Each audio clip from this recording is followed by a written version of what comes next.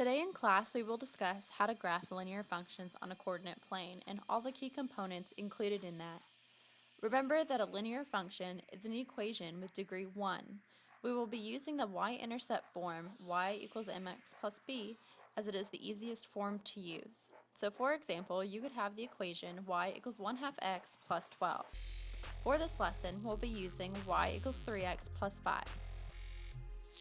Let's discuss what the slope is. Remember that slope is rise over run, or the change in x over y. In the y-intercept form, y equals mx plus b, the m represents the slope. So in this case, 3 is the slope. Next, let's figure out the y-intercept. For linear equations, finding the intercepts is rather simple. You set x to be equal to 0 and solve for y. So, for this example, you have your original equation, y equals 3x plus 5, and then you'd substitute x with 0, so it would become y equals 3 times 0 plus 5, which leaves y equals 5, and that's your y-intercept. To find the x-intercept, use the same method except you're solving for x this time. So, you have your original equation, y equals 3x plus 5. Put a 0 for the y, so it becomes 0 equals 3x plus 5. Move the 5 over to the opposite side, so your equation now becomes negative 5 equals 3x.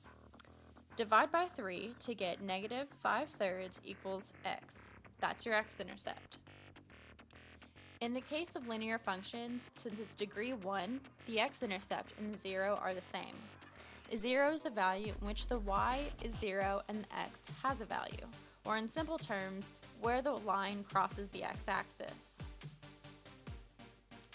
You can find a few coordinate points and draw it out. In order to find a few coordinate points, we need to plug random numbers in for x to produce a y value for that x. You may use your x and y intercepts as well for coordinate points. Let's use a table to keep track of these points. The x values can be anything of your choosing, but for this example, we'll use negative 3, negative 5/3, 0, and 3. Plug each x into the equation of the line y equals 3x plus 5. For example, when we substitute negative 3 for our x, our equation will look like this. Y equals negative 3 times 3 plus 5. Y equals negative 9 plus 5, and therefore your y is equal to negative 4. So in the table, put negative 4 in the y column across from negative 3. That gives you your first coordinate point. The next two we have already solved because we are using the x and y intercepts. The last point we need to find is x equals 3. The first coordinate point is going to be negative 3, negative 4, so point that right there. And then the first 0 is going to be negative 5/3, which is in between negative 1 and negative 2, 0. So that's going to be right here. And then our third one is 0, 5, and that'll be there. And our last point is going to be 3, 14, so that will be right there. Once you're done plotting all your points, you're going to connect them with a straight line. Always go past the last point so that you show that it continues on in both directions.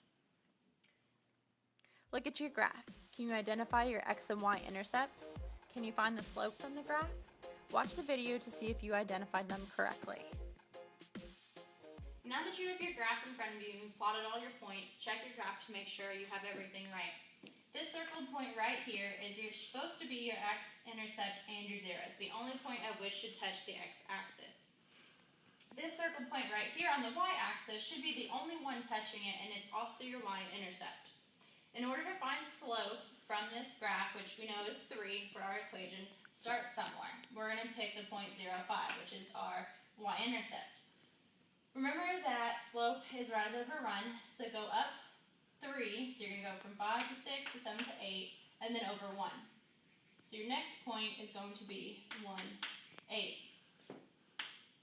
Check that in the equation by plugging 1 in for x.